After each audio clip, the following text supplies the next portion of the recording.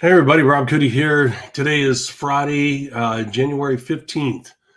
January 15th. All right, and it is currently 10:57, excuse me, in 58 seconds Eastern Standard Time.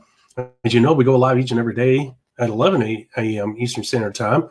And if you will, please share our podcast and our platforms with our fellow network marketers. There you can see us, hashtag TheMLM Solution, hashtag TheMLM Solution. Please help them get access to this wonderful information so that they can use it to change their lives as well. As you know, today is going to be Freelance Friday, episode number 36. Freelance Friday, episode number 36. I'm going to hop off of here, and we'll be going live here very shortly.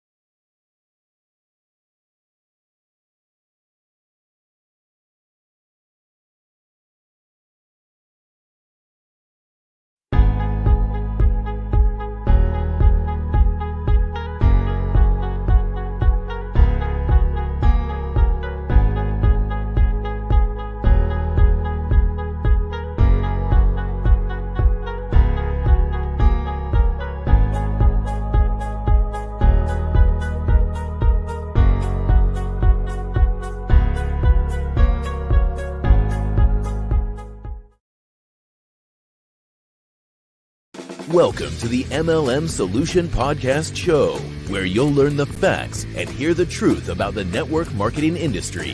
Here's your host, Rob Cootie.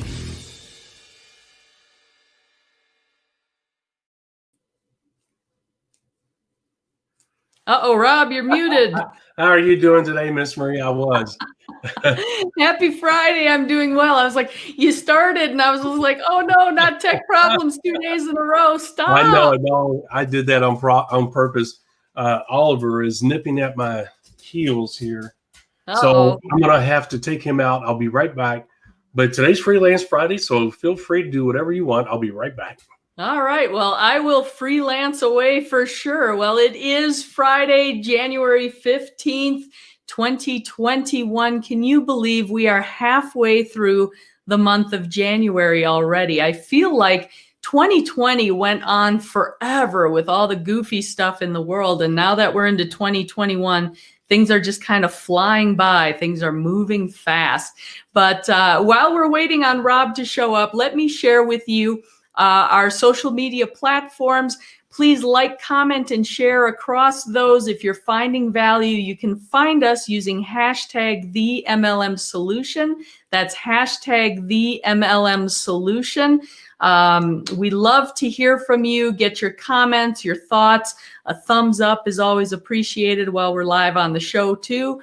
Those of you joining us, we appreciate you being here while you can. That's fantastic. And visit our website, TheMLMsolution.net. If you have not been out there yet, you need to go check that out. Rob has invested a whole lot of time and effort in that website. And out there, of course, you can find, we have for you 3 free gifts currently available for you to download. That includes the 5 simple steps to success, 0 to Network Marketing Hero, and the 4 critical mistakes that most network marketers make, but more importantly, how to overcome them. Now, each of those items is an ebook along with an audio and a video download that's supplemental and actually builds upon what's in the text. So please go check those out. Highly valuable. And share that website with the folks in your downline, because as always, this business is very much about duplication. As you find information that's efficient and effective in helping you build your business, you want your team to do the same. So looks like we've got Rob back. Yay. Yay. All right. Yep. I'm glad to be back. Had to take Oliver out. Of course, they always wait until the most appropriate moment when you're going live. Well, it's like having children, right? You Yeah. can't get them to pay attention to a thing you're saying until you're on the telephone. Then they want your undivided attention for some reason. There it is. That's Yeah, right. the animals aren't much different, unfortunately. Well, I tell you what, I took him out this morning, and I always take him out early in the morning because I never know what the weather's going to be like. For instance, if it's going to be rainy or snowy, if that happens, then guess what? They don't like going outside. So if I don't get them out there right away so that they can go and do what they need to do, I'm going to be fighting an uphill battle as far as going to the bathroom. Well, when he comes and licks on my ankles, I'm like, okay, I know what that means. And so if I don't do it right away, they're crossing their legs and their eyes are starting to float, and they're like, Daddy, I got to go potty really bad. And we've all been in a car out in the middle of nowhere having to go to the bathroom. That sucks. Not a pleasant experience, no. Not a pleasant experience, that's for sure. Anyway, you're right, half the month already gone. Hard to believe. It seems like yesterday it was January 1st. Here we are on the 15th. Half the month is gone. And thank God 2020 is gone and behind us. But let's see what 2021 brings. I really don't know what to think. There's a lot of activity, a lot of uncertainty going on here. And we'll just have to wait and see how it plays out. Without getting political, our country is certainly in a major divide. And to be honest with you, the left is so mean and nasty that I have no desire to stick out a hand, a welcome hand. I know that's not Christian-like, but, the Lord also says do not hang out with the Jekylls pretty much. And the thing is that people identify themselves through the words and their actions, right? And yeah, pretty much. Yeah. So the Lord doesn't want us, exposing ourselves or putting ourselves in vulnerable positions by hanging out with Jekylls. You get my point. And it's sad that our country's come to that. And I would say that the right is always trying to be, most of the people on the right are Christian-based or faith-based, whatever word you want to use. And I think peace-loving people. But those kind of people typically get run over by the uncouth and the unruly, right? But that's what's caused a big divide between us, unfortunately.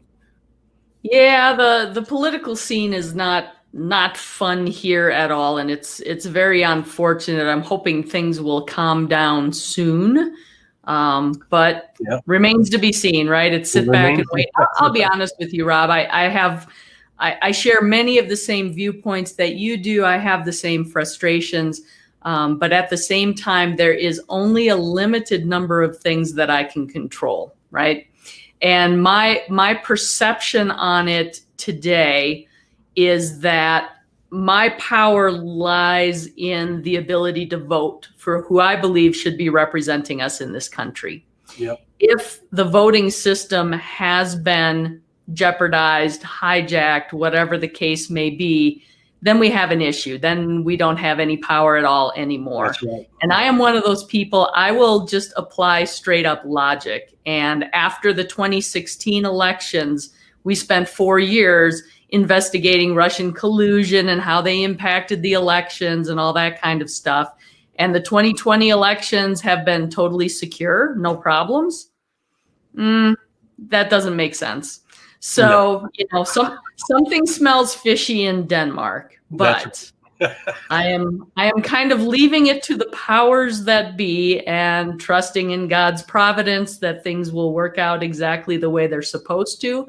And in the meantime, the television, the social media, a lot of that kind of stuff, I'm just shutting off. Yeah. Because I can only do what I can do. And one of the things that I can do is participate on this podcast with you, helping our fellow network marketers become more successful in their business. That's right. And that's what we do. Honestly, the big impact coming down the road here is the government stimulus checks keep flowing. They keep printing money like crazy. It's going to bite us in the butt at some point. So for those who are out there doing their 9-to-5 job and holding on to that and hoping that helps, you need to find yourself a side hustle. That's right. And I don't think there's any better opportunity available than what's presented in the network marketing industry, especially considering the pandemic times that we're in. A lot of network marketing companies have health and wellness products that help boost the immune system. Nobody's going to say it prevents COVID, cures COVID, any of that. But we all know, again, basic logic. If your system, your immune system is functioning the way it's supposed to, even if you get that type of virus, you're going to be able to fight it off that much more effectively, unless you have other serious issues going on. So I think there's just a tremendous opportunity available right now, but too many people are being distracted by all the things they can't control. So that's kind of where I'm sitting in the world. Not that you necessarily asked, but Freelance Friday, you just get it right there. Kabam. That's right. But you know what? I'm glad that you took that moment to say that, because I'm sure there's a lot of people that will listen to this that feel the same way you do, and they need to hear that. There's many different approaches to today's environment. And, I think it's a great environment to build the network marketing industry, regardless of what's going to happen over the next 5 days, is that you're going to have a situation where if these government overreach programs, and that's exactly what they are, there's going to be a lot of people that have lost their small businesses, and they're going to be looking for a different way. And network marketing, in other words, this is ripe for network marketing. A lot of people are going to look for ways that lost their businesses for whatever reason to create an income, a business. And think about it, Miss Marie, you're developing a home-based business that can't be shut down no matter what's going on. Look, people are shopping from home. And if you have a business that is auto ship that delivers to the door, whether it's food or toiletries, whatever, things that people need, guess what? You're in the network marketing industry. You're in the right industry. You offer the auto ship. You offer a full line of products, especially if you're with Amway or New Skin. I think offers a lot of the same things, and I'm sure that Herbalife does too. They have extensive lines of products. I think Amway's the biggest. But the point is, as far as the line of products, the thing is that you can service people that never have to leave their home to build a business. You could do an online presentation on Zoom, whatever. You can contact people online. I'll tell you what, one of these things I guess we ought to do an episode on is, I don't know if you remember when, let me get this right. When the telephone industry deregulated, it spawned a network marketing company that was a telecommunications, and it exploded. What was the name of that? Was it something CI or? No, MCI. Sprint. MCI bought Sprint, or vice versa. I think MCI bought Sprint, then Sprint bought this company. Oh my gosh, I got on the tip of my tongue. Anyway, what? There was a farmer out in Idaho, I think it was, Wyoming, one of the two. He was a pig farmer out in the middle of nowhere. He started with an E, the company. I got it right on the tip of my tongue. And they were a telecommunication company. And it was during the deregulation of long distance and the mall bills and all that. And so anyway, he's out in the middle of nowhere. He's a pig farmer, not a lot of money in pig farming, but he was making a living and owned 10,000 acres or more. Somebody shared this company, Excel. That's it. Yep. And one of his buddies came up, shared it with him, and he jumped on it.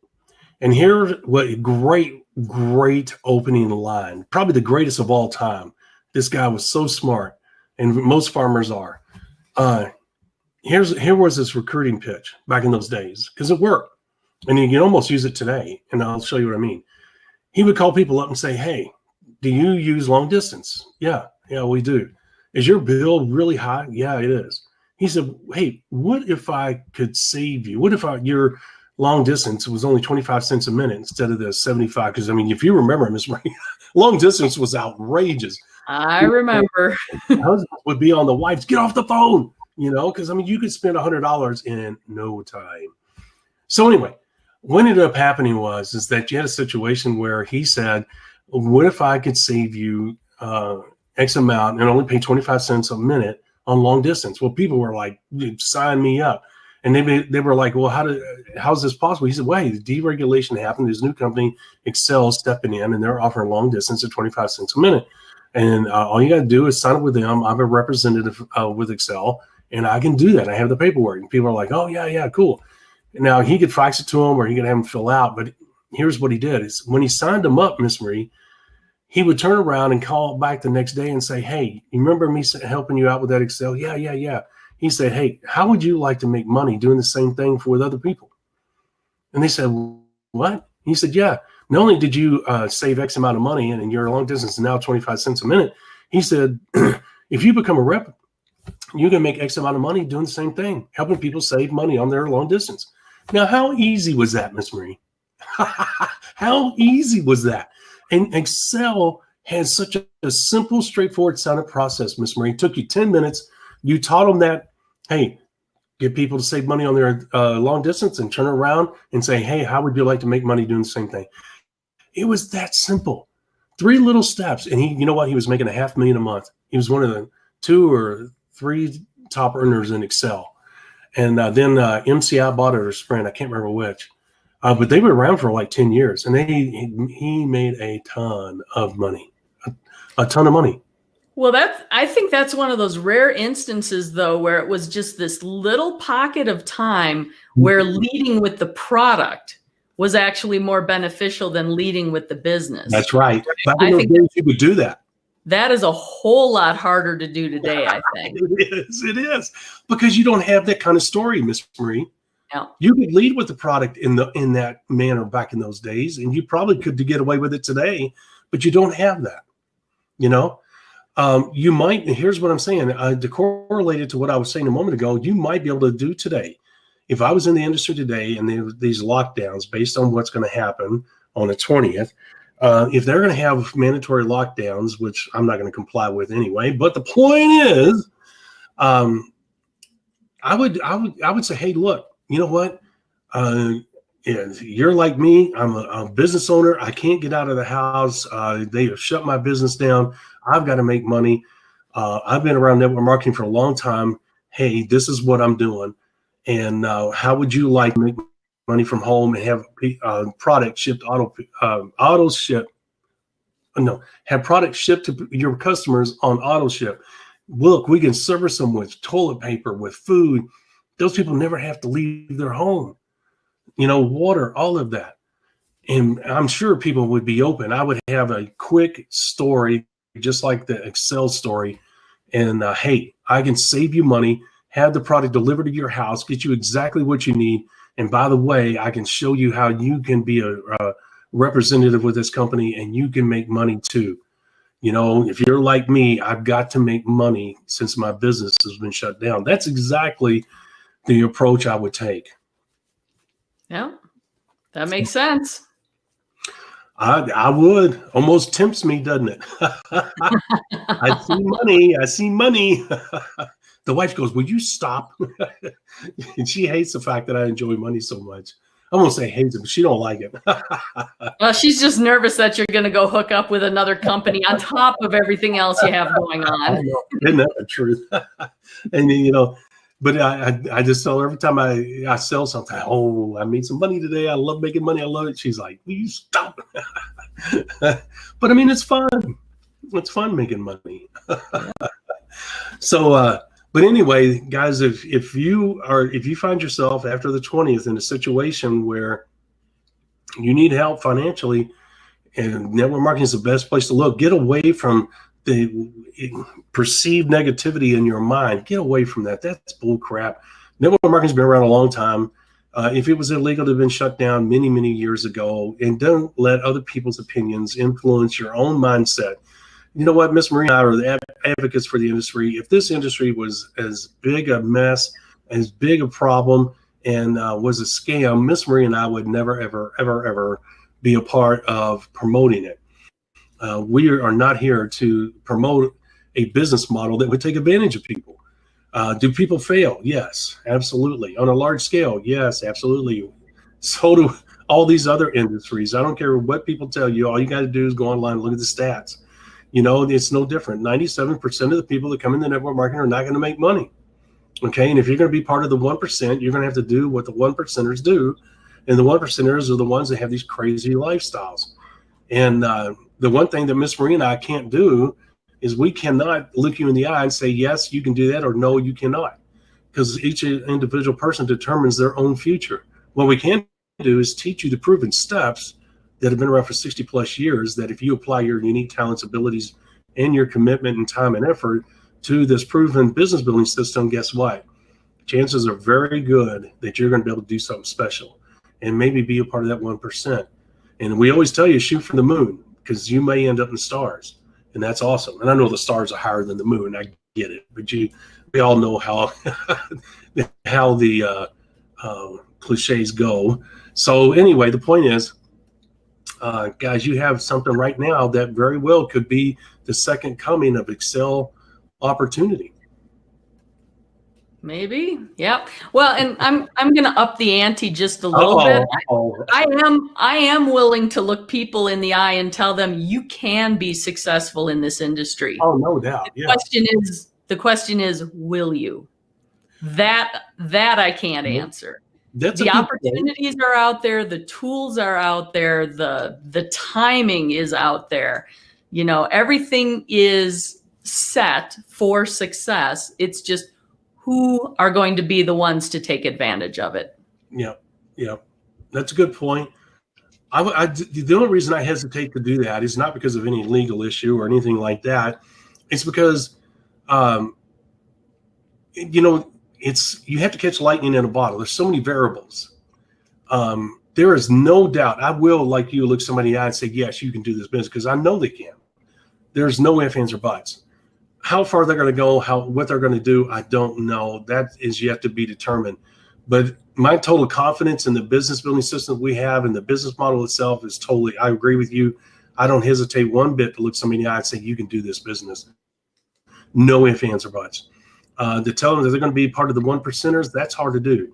That is a lot of work, a lot of commitment.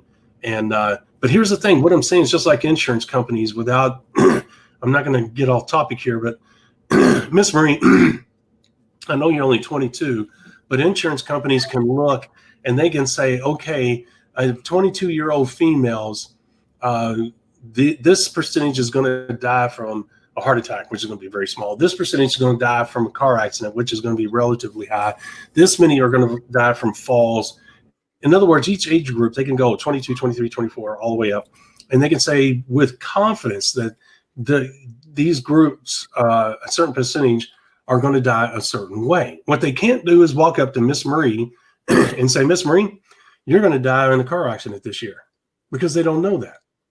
They can only do it in large numbers because the percentages have proven. And they don't know who in that large group is going to be the victim in that age group.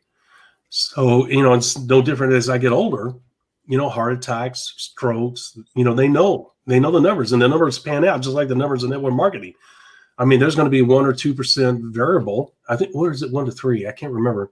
I think it's 1 to 3 variable in the insurance industry. I know some people, and I took it in college, and for the life of me, I can't remember, where they use formulas to speculate and forecast. You know what I'm talking about? Mm-hmm. Yeah. So the companies can budget and, do this and that. I call it forecasting, but I don't think that's the proper term for it, but it doesn't matter.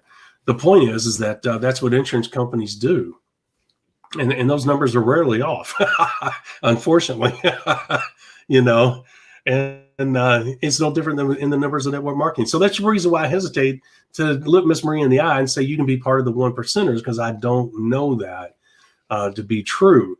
I know that if I take a group of 500 people, that there's a percentage that will come out of there and become a part of the 1%ers. Does that make sense? Well, it does. And a little bit of it from my perspective, I'll be honest, is semantics, right? I had a teacher, young grade school years, it's like you'd go up and say, "Can I go to the bathroom?" And she'd say, "I don't know. Can you?" Well, it's up to you whether or not you can go to the bathroom, right? It was like trying to teach the manners and the grammar. It's like, may I go to the bathroom? That's the asking permission. It's not the can I. It's like, well, I don't know. Can you? That's up to you, isn't it? That's funny. I mean, that's very confusing. That's terrible that she did that, because kids are like, well, how do I answer that? What is the answer here? What am I supposed to do? My all-time favorite story was there was a kid in that class, and he had gone up, and he had kind of waited till the last minute. He's like, "Can I go to the bathroom?" And she's like, "I don't know. Can you?" And he said, and he just like wet himself right there. I mean, it was kind of embarrassing, but at the same time, it was so funny. That poor guy. Yep. Did the teacher stop doing that after that? Honestly, I don't remember. Well, it's funny that you bring that up. I remember as a kid, I mean, I was such a rambunctious little stinker. That's putting it lightly. But I remember in the first grade, I remember my mom and dad taking me, and I remember the school to this day. I went to the school up to the 6th grade, I can't remember. Anyway, they dropped me off the first day, 1st grade, and I cried like a little baby, holding on to because I didn't understand what was going on. Nobody told me. If they'd have taken me there, 2-3 weeks in the prior and say, "Hey, this is a call to school. This is where everybody comes in. You're going to be around a bunch of other kids," just kind of give me an introduction into what was going on. But I had no idea what they were doing. I didn't know if they were ever coming back. I mean, I was just totally like, freaking out. What are you doing? And so eventually, obviously, I made it in there. And I was there again, a rambunctious little guy. I didn't get the structure. I didn't get the discipline aspect of it. I really thought it was kind of like party time. So I was, running my mouth, doing this, doing that. And I remember this is a public school.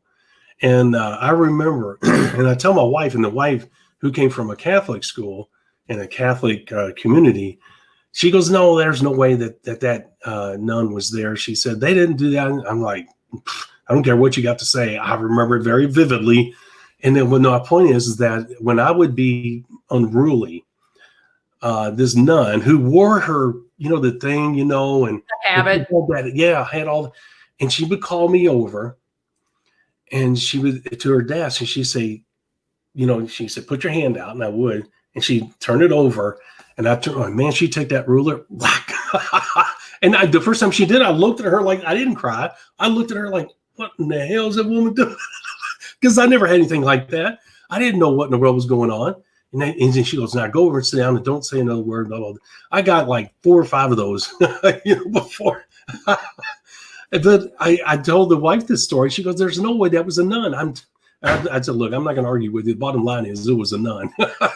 I remember that like yesterday. I don't know if she was filling in. I don't remember it. I can only remember a couple of weeks of that.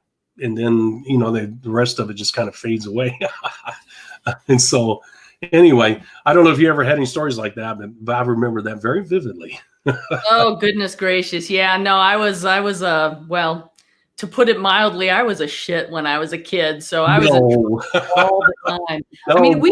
Yes, it goes all the way back to kindergarten. We had, we had story time and snack time and nap time and all that kind of stuff. And apparently I was a troublemaker. So I can't tell you the number of times story time, all the kids are gathered around the teacher listening to the story. And I'm sitting back in the coat closet because I'm like in this, timeout before timeout. Oh my gosh. So, oh yeah, I have more stories than you can shake a stick at. Well, it's good to know that I have a companion in arms here. Yeah. And the ruler cracking across the knuckles, that's classic nun. Yes. I've had a lot of people tell me that. They said they would giggle and go, "Well, that's a typical nun for you." Yep. Same. Yep. Been there, done that. Did you ever experience the Board of Education though? where you get whacked across the backside. Oh my gosh, yes. Oh, you know what? Throughout my life, I've had nothing but spankings and yes, I've had the paddle. Yes, I went to school when they would pull me out, and I mean whack. And I got it from men, and boy, they did not hold back. If they were to hit kids nowadays like they did back then, there would be lawsuits out the butt. Well, I tell you what, I shattered some glass ceilings back in my day because Did you really? Yeah, man, it's the principal wielding the Board of Education, and I don't know how many times I heard it prefaced with, "Well, I've never hit a girl before, but bam." Here we go. Yes. And you know what? I deserved it. I'm not going to lie. I deserved it. And you know what? I never felt abused. You know, the kids nowadays and parents, you know, there's too much wimpiness in today's world. My parents were like, you know what? If he acts up, you knock the crap out of him. And boy, there was times I got spanked. It was hard to sit down. You know, you only got 2-3 whacks, but man, those paddles had holes in them and this and that. And you know what? I have no regrets that I grew up like that. I have no regrets that I was spanked. I did deserve it. There is no, you know, I'm telling on myself. But if you're going to be honest in life, you got to tell the truth about what you did. You got to own up to it. You know, I'm not going to be one of these pansies that go over and suck their thumb and blame everybody else but myself. I deserved it, needless to say. Yeah, I probably earned it more often than not. Yeah. Well, I'll be honest with you, I got away with more than I got caught. So, you know what? I was fortunate. I only got like 6 or 7 or 8 of those. I don't remember, but it was quite a few, you know, because it could have been a whole lot more. So that was I was quite the character, especially when I got into 7th, 8th, and 9th grade. I really stepped up my game, which is not something to be proud of. I'm not going to, and I'm not trying to impress people. I'm ashamed of those things. I will tell you, the wife is very aware of them. She's sitting right there now. She's very aware of my escapades before I would go into class. I told her I would go behind the school and do things. I'll say before class. And I was in the 7th grade.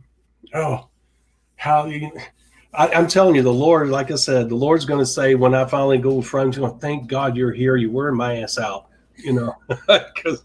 But it just sounds like you were going down the same path. I'm not going to say all of it because I don't want to get you caught up in that mess. But wow, yeah, similar but different. How did we get off on this crazy tangent? It must be because it's life. And you know what? We got to laugh in today's world. There's been a lot going on in our world, and we got to laugh and cut up. It's a great stress reliever. It lets people know that we're human. And I guarantee you, people that are listening to this can relate completely to what we're talking about, because there's people that have done less and they're laughing, or the people that have done more than us and are laughing, you know. Once again, companions, you know. Oh, I remember when I did that. I remember those days. We all have those stories, and I love hearing the stories. Not only does it make us human, but let's be honest, it brings some humor. We survived it, Miss Marie. We survived it. Thank God we survived it. Exactly. And it's amazing that we did, you know. Yes. In the time before seatbelts and safety helmets, bubble wrap, and Man, so you grew up without seatbelts too? Oh yeah. Yeah, isn't that amazing? I mean, I didn't give a thought to it. Did you? And then when they did come out with seatbelts, we didn't wear them. I can remember my parents. I ain't wearing no damn seatbelt, you know. And they sat there. We never used them. I can't. I started using seatbelts when I was in the military. They made it mandatory on base, if I'm not mistaken. And I got so used to it. I mean, I saw the value, and I wear them to this day. The wife and I, we do. You remember when car makers tried to make the seatbelts automatic? Oh, yes. You get in the car and the seatbelt ran on the track and basically buckled you in. I don't know. Do they even bother with that anymore? No, they got sued over that. No. There were some malfunctions and people died in car fires and people got strangled and people got injured. And a lot of people complained that they didn't have anything going wrong. They were like, hell, I don't want you. And people were, if you remember, people were they were taking scissors and cutting the seatbelts and they were disarming them. And they would take them to the car dealerships and have the dealerships, they would pay the dealerships to, you know, de-arm that thing so it wouldn't do that. And I don't blame them. The wife has a phobia about that even to this day. Now she don't remember. She says she remembers the automatics, but she don't remember when the public demanded that they be removed, and they did. They finally. I only think they made it for a couple of years. Yeah, I kind of remember some issues around those, but at the time it was like I wouldn't even buy one of those cars. No, hell no. You can't make me wear a seatbelt. Stop No, it. exactly. Not only that, I mean, their heart was in the right place. But here's the thing: if that thing malfunctions, how do you get out? Yep. If there's a car fire, how do you get out? Because then electrical quits working and there's no way out. Or a car accident. It's just like the door's crunched or whatever. You can't open the door. The seatbelt doesn't release. Yeah, it's like, exactly. Yeah. We have in our glove boxes, we have those all-purpose tools that you can break the windows and cut the seatbelts. We have the grandkids. I mean, that thing is sharp, buddy. You cut that seatbelt and it cuts it immediately. Bust the windows. The wife and I always stop to help other people. And one day we were driving down one of our loops, and on the other side of the road, this young man, I don't know to this day what happened. I don't know if he was over medicated, going a long time without sleep. I'm not sure what was going on. He was a young guy. I think he was diabetic. He could have been diabetic. Whatever the cause, he passed out. And he ran in. They had these wire barriers between each side, and his car ran into those barriers, and his foot was on the gas pedal, and it was flooring it. And so the tires were heating up, and smoke was billowing. And it was just a matter of time before. I mean, he was covering the interior of the car with smoke. You could hardly see him when we got there. And of course, we stopped, and a bunch of other people, thank God, did. There was about 10 of us there. We were trying to wake him up. The car was locked. And so what ended up happening was that we had a situation where we had to break the glass and get in there. And we did not move him because he was still buckled in. And the thing is that you have a situation where, hey, can you take that in there? Thank you. Yes. So you have a situation where we did not want to move him because we didn't know if there was any injury, and but the point is that that smoke, those tires could have caught on fire. They were digging down into the ground, and as they did, they were hitting asphalt. And of course, it's just a matter of time before they heat up. And if there was any kind of liquid, there potentially could have been a fire there. So we broke the windows in case we had to pull him out of the car. And his side was buckled up against the fence. So we were going to have to come in the passenger side to pull him out. Now, the only reason I tell you that is because, man, if you had those automatic those lock-in, we would have had to cut him out. He would not, because the car wouldn't have functioned correctly. So I'm glad those days are gone. But I didn't know you grew up where there was no seatbelts. Yes. And you probably grew up when there was no air conditioning. That also. Yeah. I grew up in a house with no air conditioning, had a car with no air conditioning. Yep. That was all new and exciting when that stuff started coming out. So yes, I am spoiled now by climate control, which is why I don't understand people who want to go camping. I love my climate control and indoor plumbing. That's what I always tell people. Well, let me ask you, you're in a great, and guys, if you don't know where she lives in a wonderful area of Utah. Basically, I would say probably a quarter of the way up the mountain. Is that correct? Yeah, about that. Okay. Mm-hmm. So the air up there is different, and you get a little bit different weather. You get a lot of wind, and if it's snowing, that's going to whip around. So you have a different viewpoint of snow and storms because you have a different dynamic working with you, the mountains and the wind, et cetera. So with that being said, do you open your windows a lot? Not during the winter, no. No. and not during the heat of summer, but in spring and fall when the weather's nice, I love to have the windows open. Now you have more of an Indian summer sometimes. You do get heat. Yeah. But for the most part, you have an Indian summer where you have a cool breeze because of where you're located on the mountain. Yep. Yeah. Well, I'll tell you what, any time starting in March into maybe the beginning of July, the weather's nice enough to have windows open, and then September into sometimes as late as November, we'll have windows open. So there's just a few months of real cold and a few months of real heat. So Gotcha. it's definitely there. But yes, I am spoiled now. I like my climate control. Well, I'll tell you what, if you're going to be spoiled, Idaho, Utah, Wyoming, those Montana, great places to be spoiled. I love the weather up there. I'm not crazy about the winters, obviously. I've been there during the summers and during the winters. Drastically different than what I have down here in Kentucky, obviously. But the point is that the Indian summers that are there are just fantastic. And I know, being part of the way up the mountain, I've been up there in Utah and other places, and I know the difference in the weather. And that, to me, that would be ideal. If I was living there like you, I'll be honest with you, Miss Marie, I don't know if I'd ever leave, even though I'm a beach guy. The other day, we'll bring this to a close here shortly. The other day, I think yesterday, the day before, it's been in the 30s here. It's been like, the lows have been in the 20s, the highs have been in the 30s, right? So I go to the bank, to withdraw some money because we have a cleaning lady. We're so busy with the moving and business and everything that we had to bring in a cleaning lady, and because we usually take care of our own cleaning, but we just don't have the time.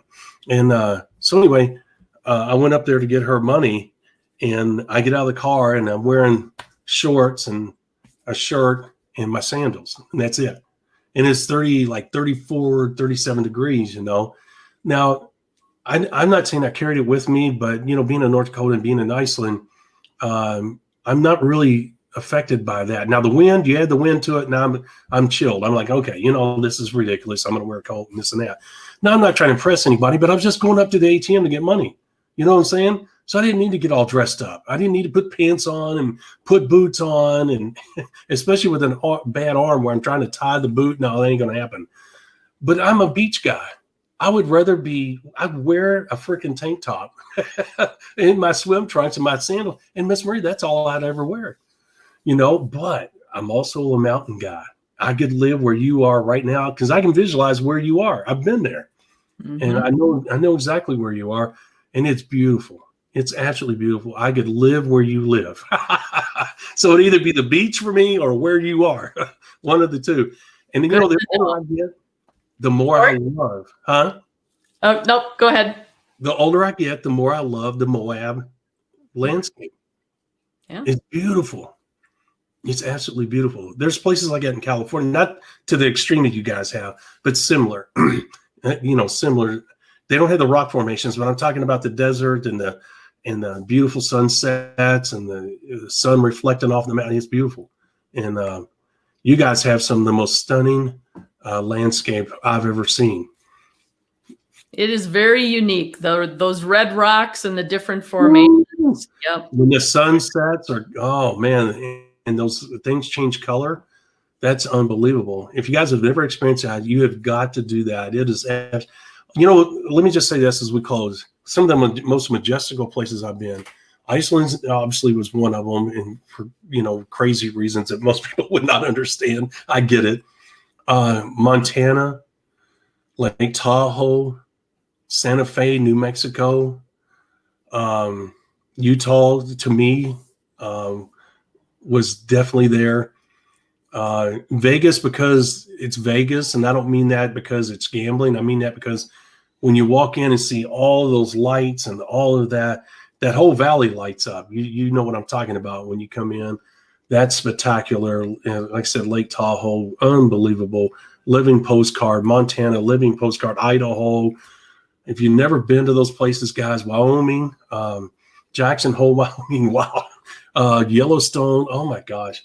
If you guys have never been to those places, the northeast part of the United States and the northwest.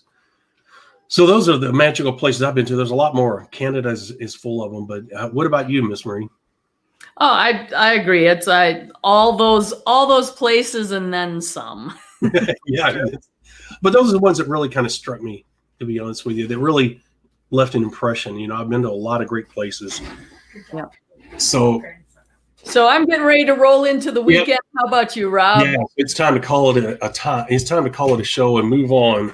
Very good. that Well, being I said- am going to say join us Monday morning, 11 a.m. Eastern. We Yeah. are going to be talking about third-party validation. That came up in one of our discussions. It was either earlier this week or last week. I don't remember which because the time's just zooming on by. But we're going to talk more about third-party validation on Monday, what exactly that is, the value, and how to leverage it for your business. Yep. Sounds awesome. All right. We're not going to drag this out, guys. Don't forget that the free gifts on the site, TheMLM-solution.net, one video, one audio, and the ebook. Go there and get them while they're still available. We will be changing. It's not a threat. We're going to be changing. You know, life is about change, and that's certainly going to happen. Share our platforms and our podcast with our fellow network marketers all across the globe. Hashtag TheMLM Solution. Hashtag TheMLM Solution. Thank you in advance for doing that. And thank all of you that are following us and promoting us, because I see that activity happening. With that, Mr. Marie, let's call it a day. Have a great weekend, everybody. We'll see you at 11 a.m. Eastern Standard Time on Monday, the 18th, it looks like. Okay, talk to you later. Bye. Thank you for listening to the MLM Solution Podcast. For more info, visit our website, TheMLM-solution.net. Please follow us on the following platforms: Facebook, YouTube, etc. And share this podcast with our fellow network marketers around the world by hitting the share button on our various platforms.